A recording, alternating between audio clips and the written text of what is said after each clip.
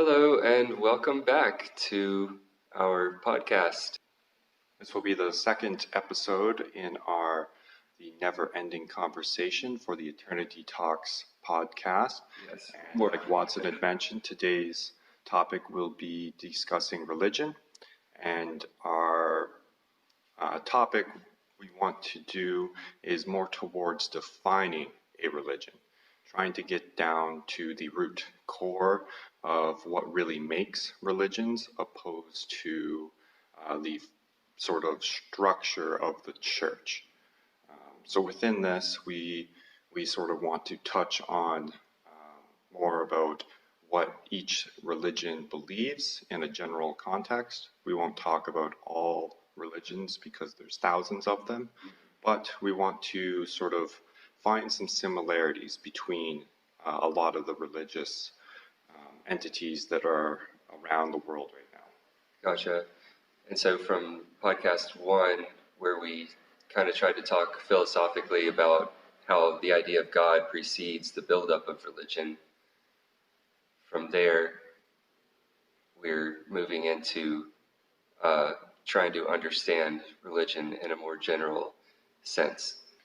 Yeah, so like we had discussed last time, we came more to the conclusion that God does not require us to have a religion to be an existing force in our everyday, but religion requires the observation or attempt of observation of God to really be a defined body of influence within our everyday culture.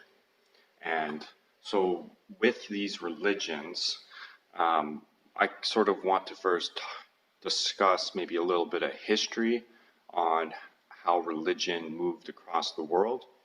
Our first sort of talking point, other than like shamanic beliefs and orally passed down religions that have been pretty prevalent throughout most of Europe and in a lot of Asian cultures as well. I just sort of want to skip over those for the time being and talk more about the religions that we actually have texts on. And I believe that the first religion would be our religions coming out of the Babylon culture, so from Babylonia. Mm-hmm. And we see that they have a very similar sort of structure, even if they have multi-gods within their epics, right? They also are still trying to grasp at explaining how everyday forces are prevalent and how they relate to the god structure. Then we see after basically the fall of Babylon, we get into the cultures similar to like the Egyptian religions, and how they sort of came up out of the ashes of the Babylonian religions. They remained with their multi-god, multi-deism, and you see that. And a lot of times they would incorporate gods of previous cultures. Yes, exactly. Especially if they like conquered them, and they would like be able to get the people on their side faster by like just including them in their sort of theology, their mythology, right? Mm-hmm. And so that's why a lot of these religions have these mixed gods. Christianity did that with the pagans, like Samhain. Yeah, especially with like the reason why they have Christmas, right? Mm-hmm. It was originally a pagan sort of holiday, and which I believe came out of it was either Zoroastrianism, mm-hmm. or one of the ones that were still monotheistic. Yeah, something to do, I think, in general with like sun worship, maybe. Yeah, I believe that it was. And the solstices and with looking at astronomy and everything. It's right after the winter solstice, right? Mm-hmm. As the days start to become longer again. And that's like the appearance of the sun in the sky, where like for 3 days, it takes like approximately 3 days before it starts rising in the sky or going the other way. Yeah, so it goes down to its lowest point, stays there for about 3 days, and then slowly starts ascending higher into the sky again. Yeah, right? I saw that on that video Zeitgeist, if you've ever seen it, German for spirit of the times. No, I've never. Yeah. But I'll have to check it out. Zeitgeist. So, yeah, like we just mentioned, a lot of these holidays and stuff are all incorporations from other religions, just one trying to control the populations that they amalgamated into their culture so that they didn't feel left out or Yep. And it's strongly smarter that opposed. way too, because you can incorporate them, or if you can incorporate them that way, then you can get them to fight for you to take over more territory. Exactly. And so going back sort of to the ancient Egyptian religions, 'Cause- there was still monotheism in there. What was it? Akhenaten tried to create the monotheistic religion around Atman, Okay. the one God, Creator, the one soul sustainer of all creator. things. And his observation was that there was this other God above the hierarchy of all these other deities that they had that controlled everyday forces, but there was another God above that Yeah. gave them their power to be able to make these forces. Basically, like why there is an existence compared to what the existence is doing. So there was that God of the reason for existence, and then they had all these other minor deities that were the fundamental forces that they observed, right? Like the tides coming, going, Yeah. the sun rising and setting, the moon coming up every night and descending before the sun comes back up. So they had a lot of these different Gods for deities. different things Yeah, in and nature, then, but then one main God. exactly. And then once we start getting into these sole monotheistic religions, right?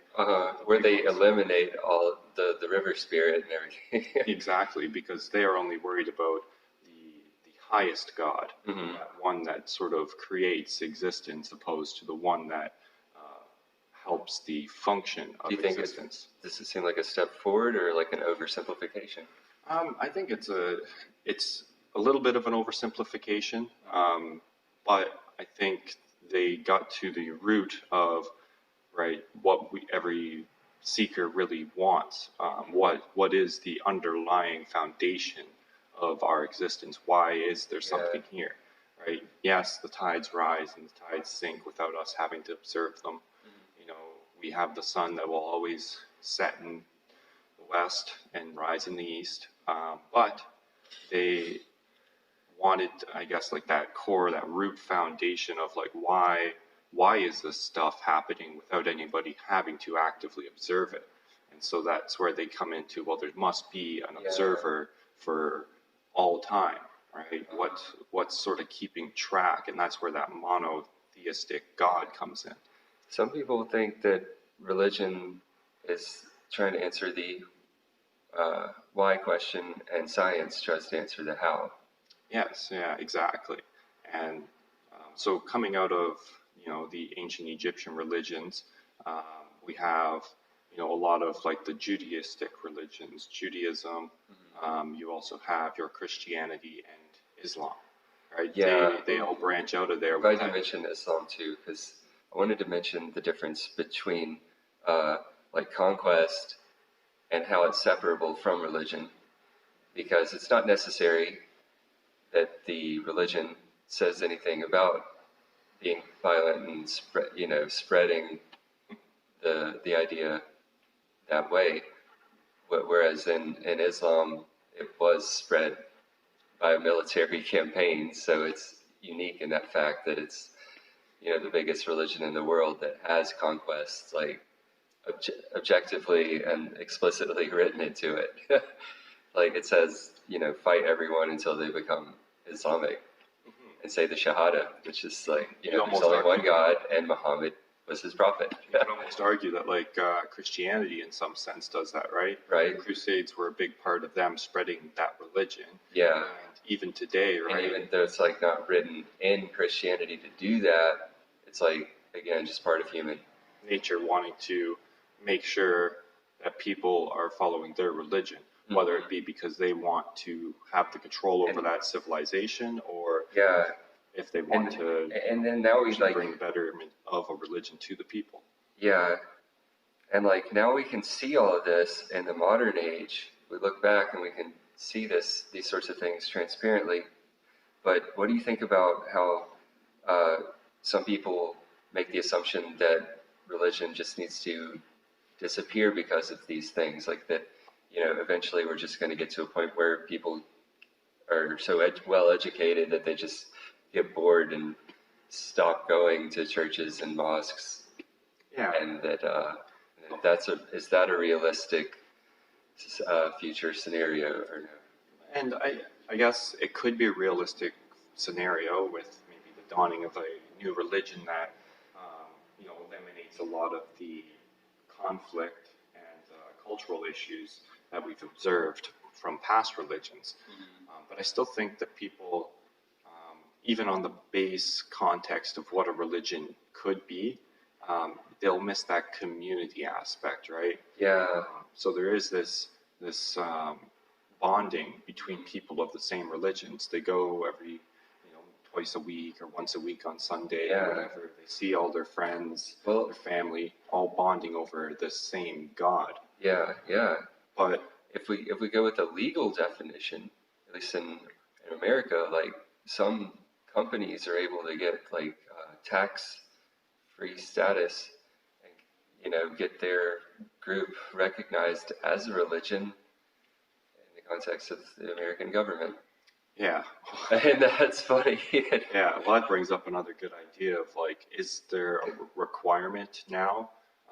Before where, the state and religion were it's like, separate. what does the state require as a religion? That's a good research question.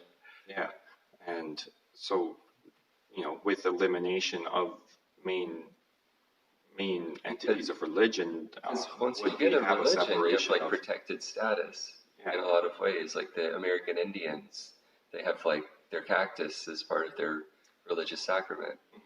and so that is like a loophole for them to be able to still maintain these psychedelic substances, even though the government has such a large ban across all sort of. Have to give some sort of like ability to blow off some steam, before things just explode. Well, even like here in Thailand, it's pretty interesting how people have like what seems to be like a protected status. Like, and the one kind of cool thing about the monks is they are allowed to get on pretty much any sort of transport within Thailand for free to travel wherever they want, wherever they want to go, visit different monasteries. Oh, interesting.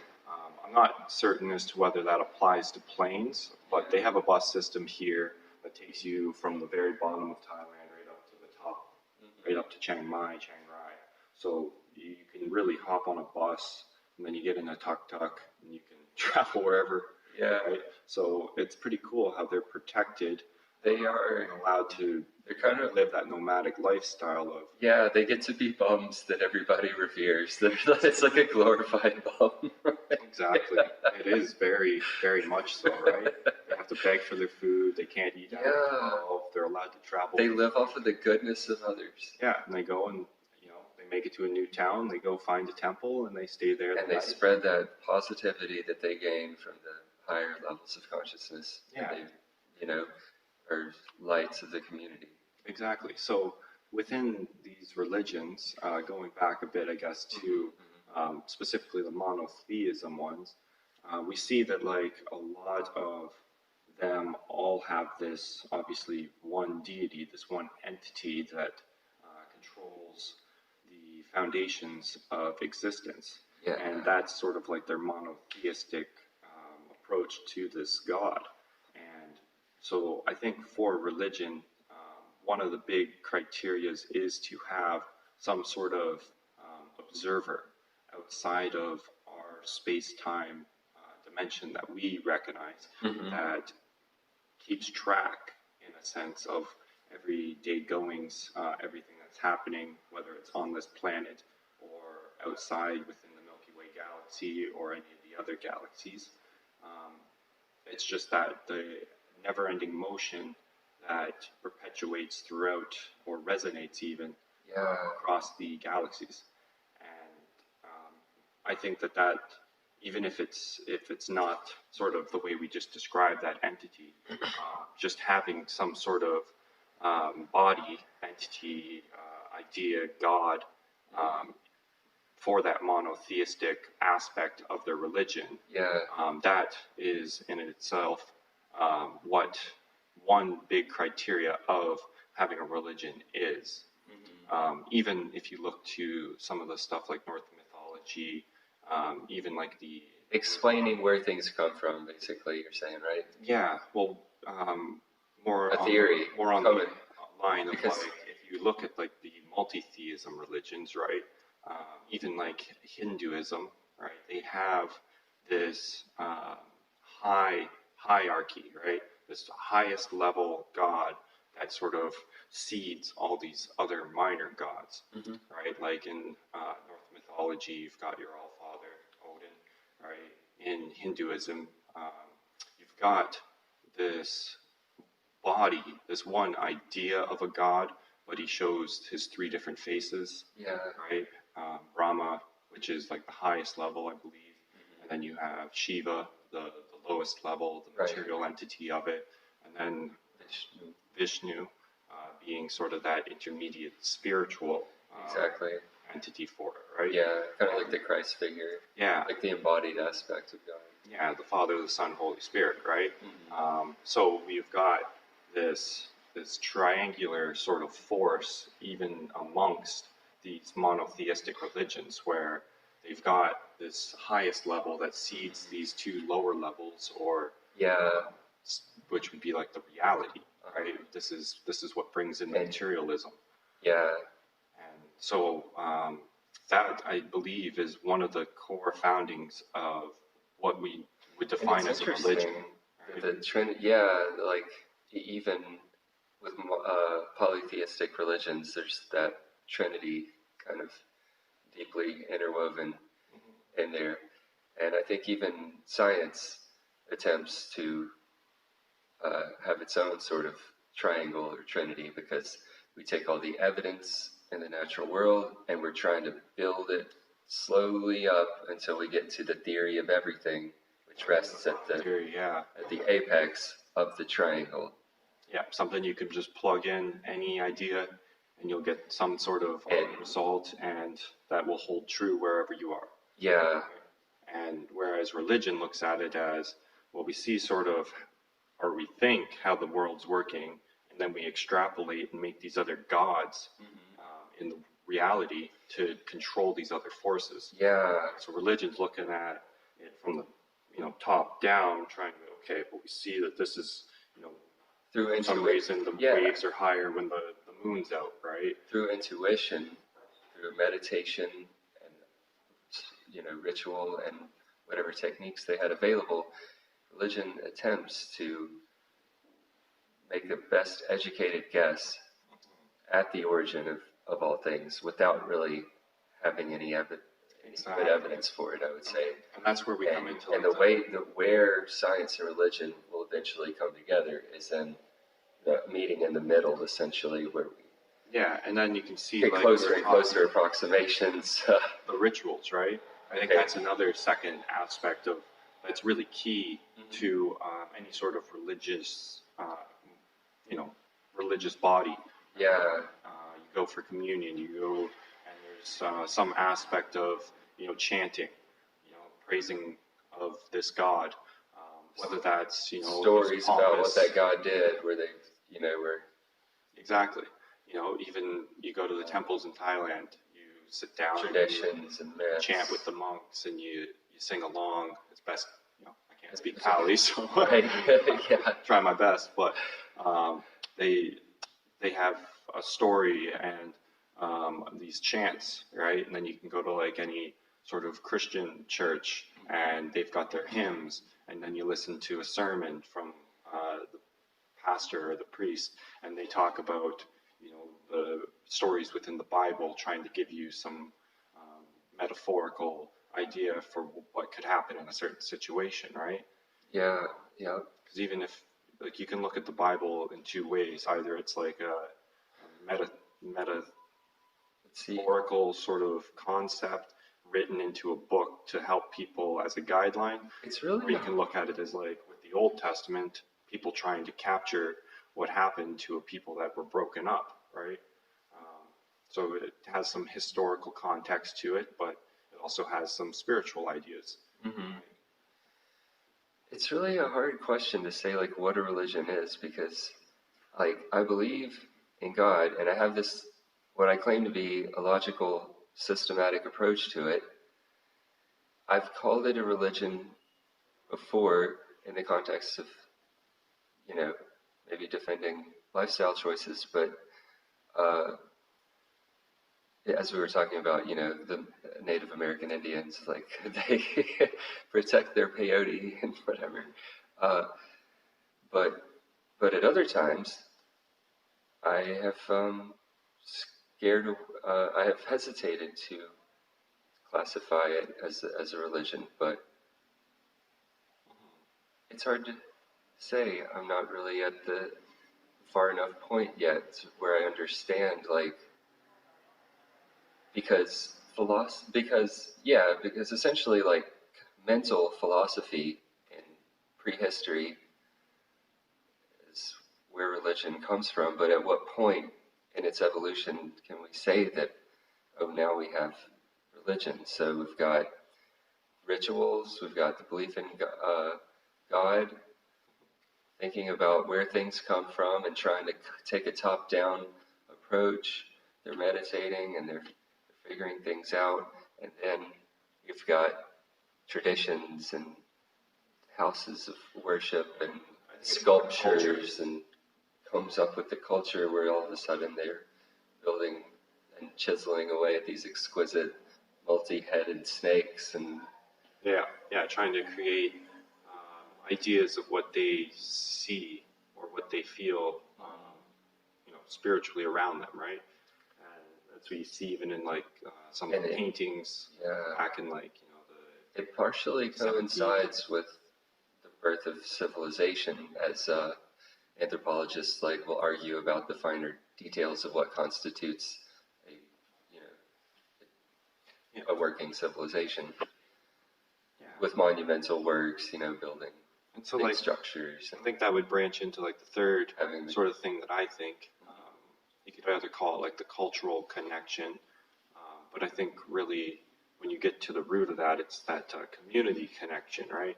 So like we were saying earlier, people going and having that community aspect of like-minded people discussing. grew up that way with Methodists, as like a Methodist, always involved in the community.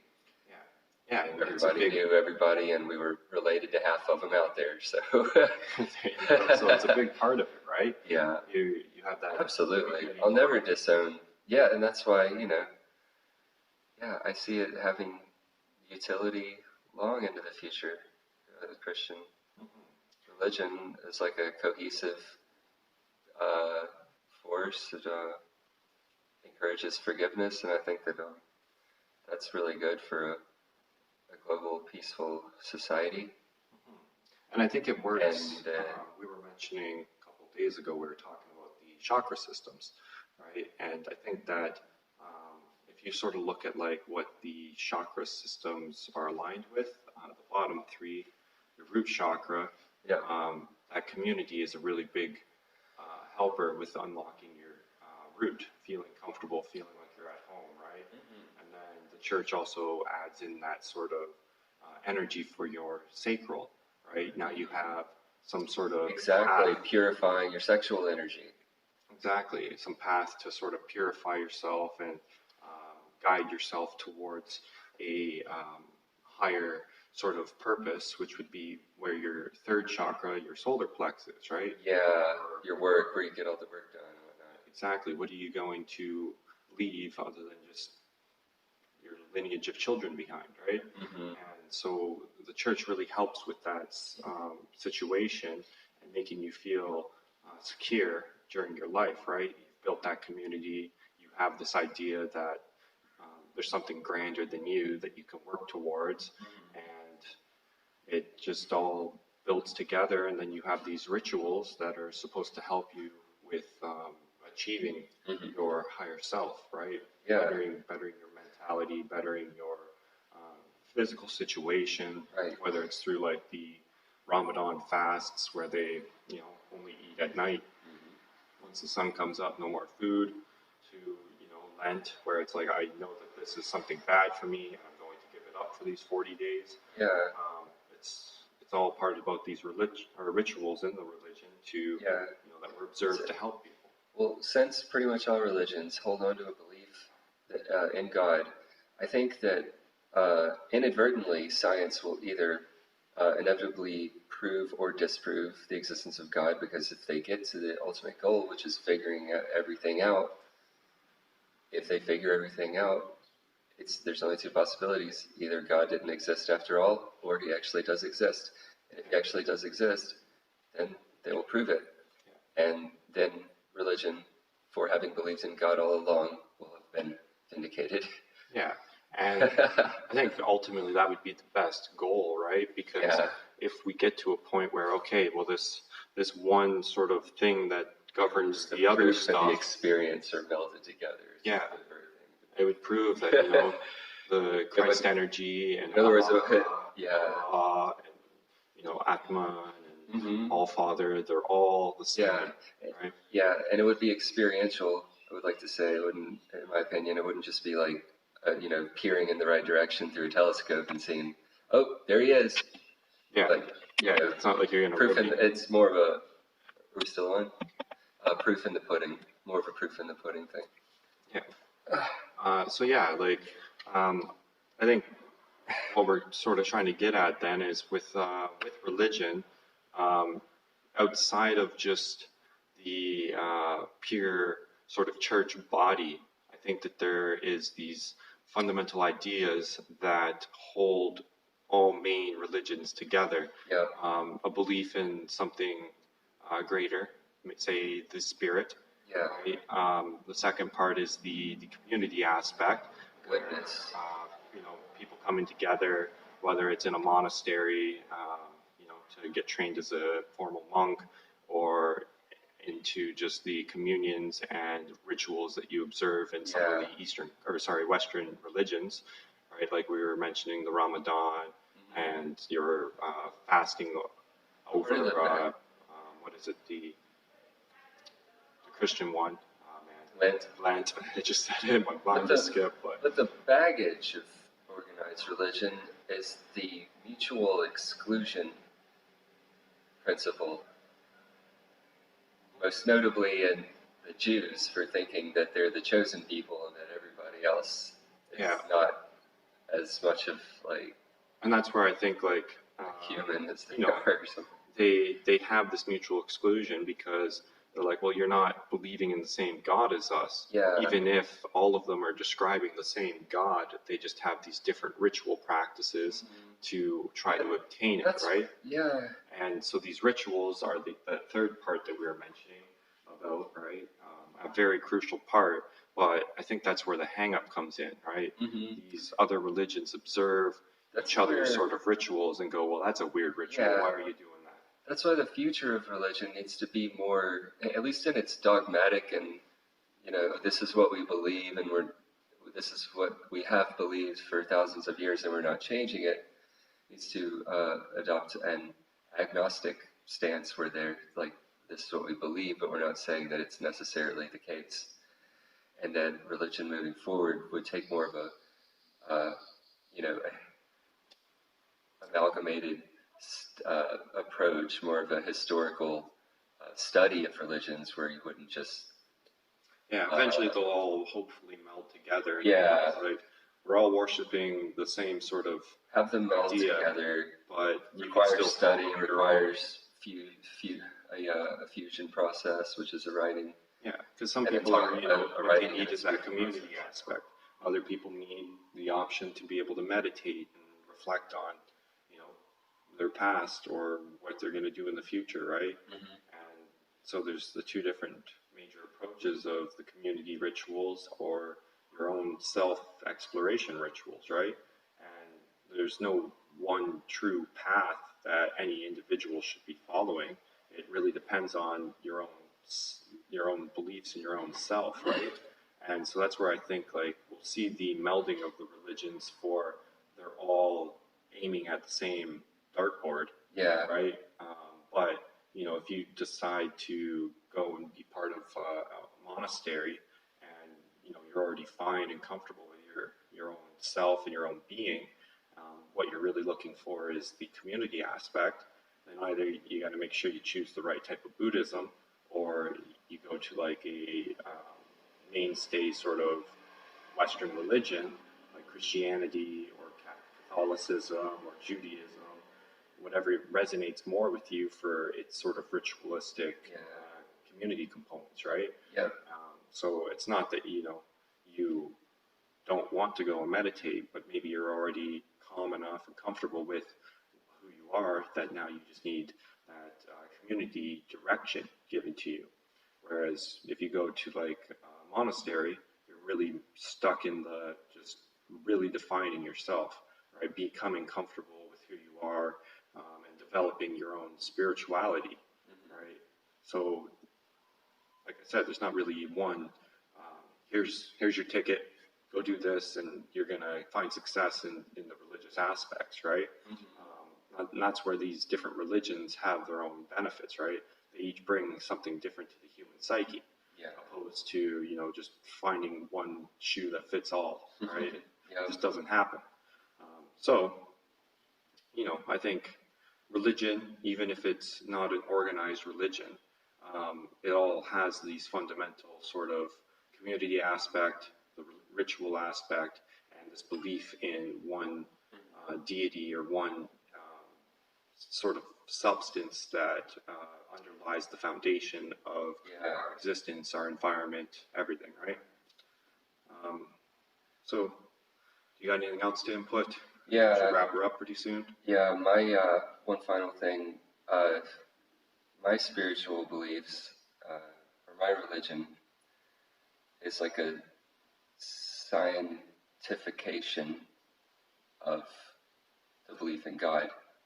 And as an example, I look at the possibility that we could be evolving into God, and I look at the multiverse theory, and I come up with this argument that's conditional, where if the conditions are met, then God necessarily exists. And the conditions are simply that we have a naturally existing eternal multiverse in which there are a finite but very large set of configurations that a universe could have. And each universe at its inception, at its Big Bang, is randomly assigned a universal configuration.